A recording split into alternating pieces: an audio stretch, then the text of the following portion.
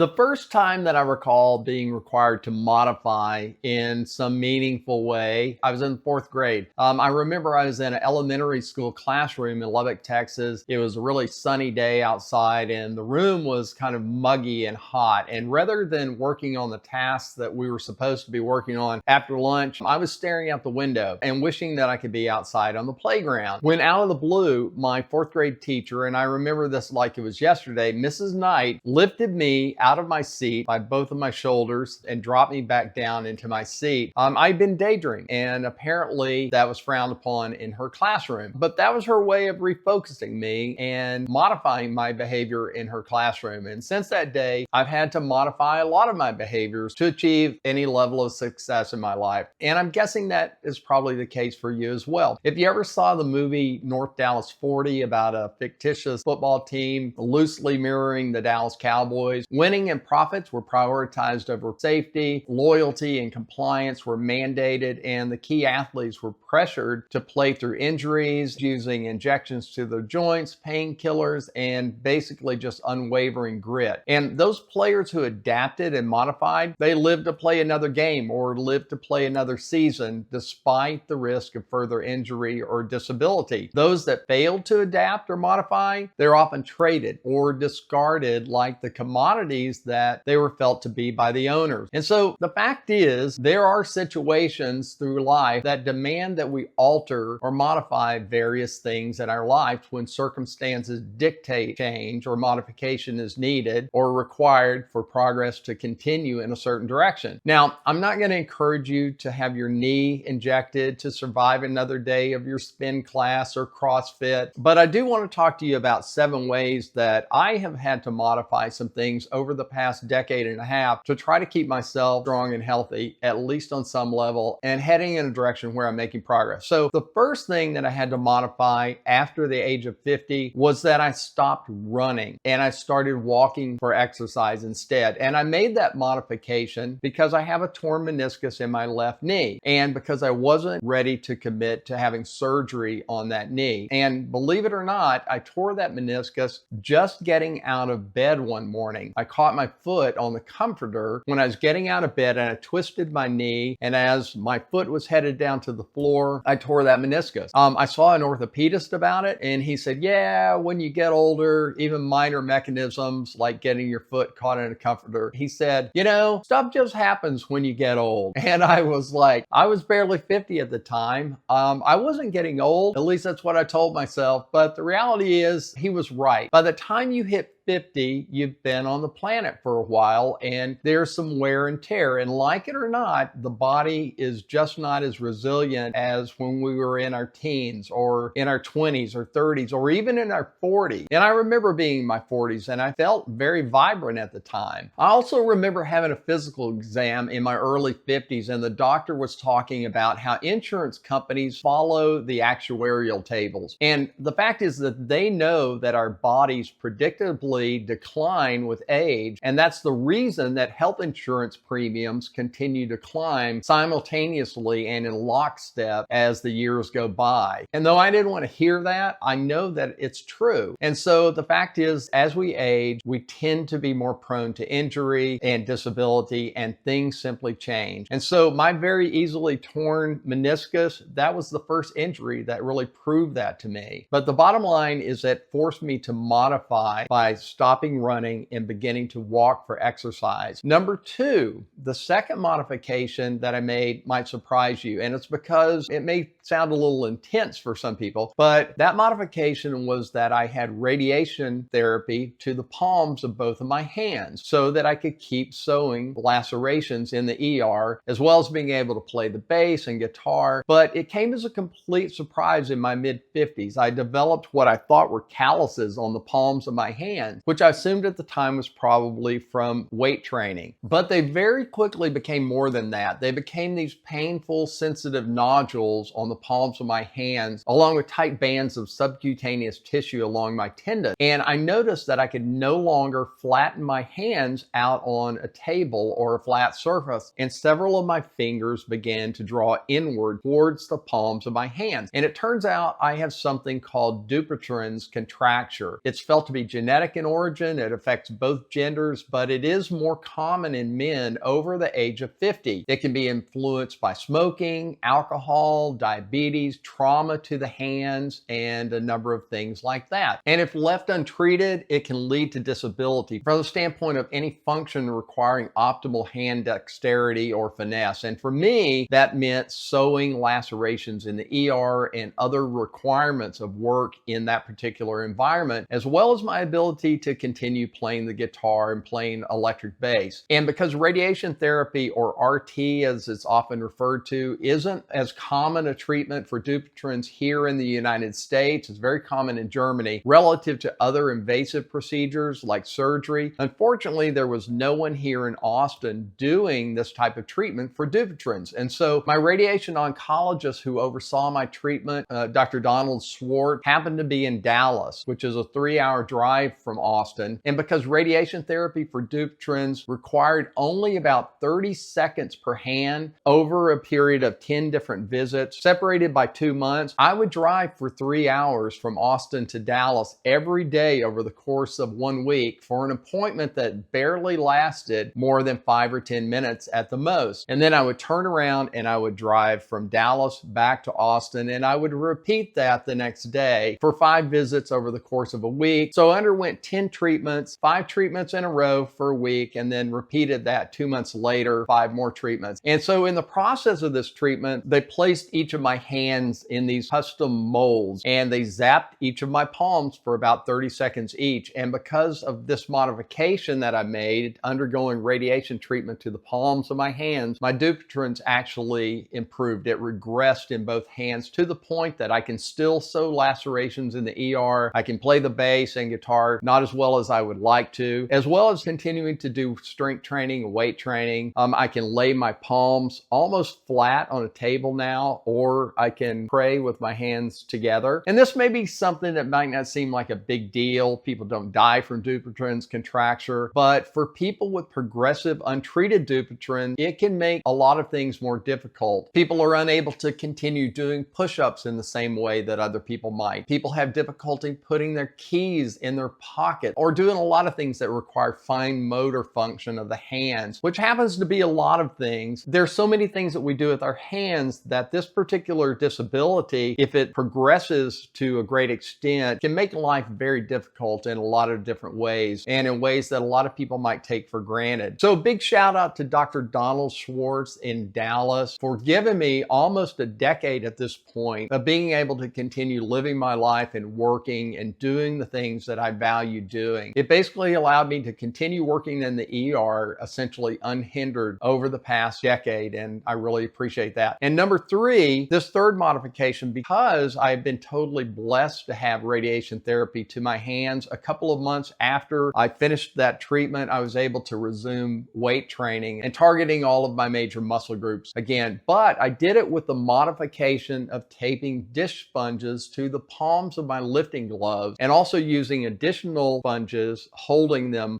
in my gloves for added protection depending on how heavy I happen to be lifting. Because the reality is that Dupuytren's can recur and new nodules can develop in different areas of the hands. And so I just wanted to be cautious and respectful of the fact that I was given this gift of treatment through radiation therapy, and I didn't want to take it for granted. Number 4, some people might not think of this one as a modification per se, but that's exactly what it is. In July of 2024, just over 1 year ago, I underwent a total right hip replacement, and I underwent that elective modification to be able to continue doing cardiovascular exercise at as high a level as I could, considering the fact that my right hip joint had basically deteriorated over the years preceding that surgery. In fact, over the 2 to 3 years preceding that operation and replacement of my right hip, my time on the treadmill had progressively decreased. I had gone from walking 45 minutes to an hour every day to barely being able to tolerate 15 or 20 minutes on the treadmill because of chronic pain to that hip. And with that reduction of exercise time, my weight steadily began to climb over the years preceding that surgical procedure, so that by the time I did have surgery, I was at least 15 pounds heavier than was ideal for me. And that was reflected in higher blood pressure. My blood glucose was more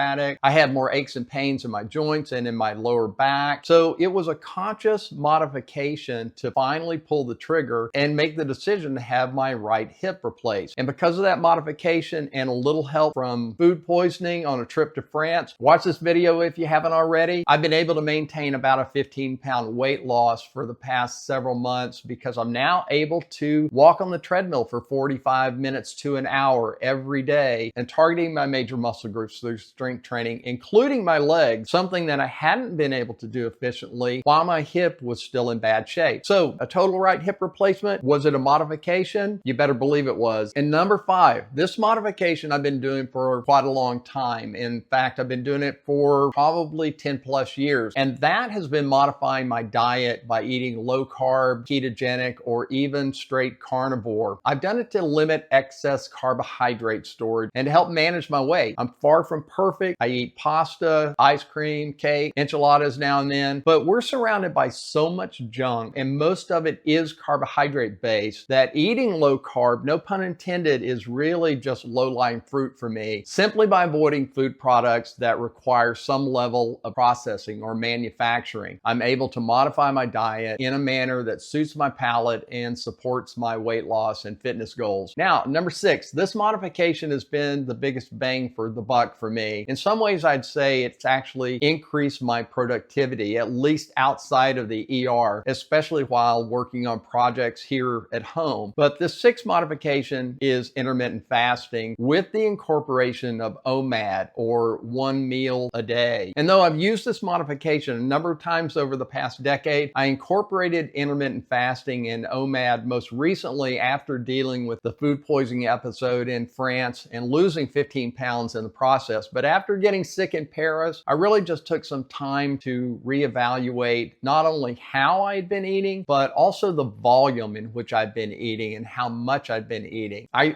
just didn't need the calories that had supported me being 15 pounds heavier than I needed to be. So I began intermittent fasting. First, it was just a late breakfast, eating that first meal right before noon, and then a mid-afternoon snack followed by dinner. And then I spread that out as well and began to do 2 meals a day, with the first meal beginning around 1 or 2 p.m. and then followed by dinner in the evening. And gradually I was able to get through the majority of the day eating just 1 meal a day. And in doing so, my weight has stabilized at a place that feels good to me. My blood pressure and my blood glucose are more stable, and it's given me a level of control over my weight and my physiology that I just have never experienced without doing intermittent fasting and incorporating that into my lifestyle. So number 7, this is a modification that is a very simple tool that everyone has access to. Maybe it's not the exact tool that I use, but we all have versions of this tool that we can use to help gauge our weight and to keep us in check. And what I'm talking about is simply using our clothes as a modifier and listening when they speak. For me, it's my boxers or the jacket of a suit, but I use them to alert me to excess weight, which might be trying to creep in unnoticed. So this modification is alteration of something you typically might wear, but rather than simply just wearing it and not really paying attention to how it fits, becoming hyper alert to the signals a piece of clothing are sending to you. If you want to see more detail about what I'm talking about, check out this next video. Remember, talk to your doctor before you make any significant lifestyle modifications. Don't do anything dangerous where your health is concerned. Thank you for watching today. Please share this video with someone you feel might benefit from watching it. Be well, and I will see you in the next video.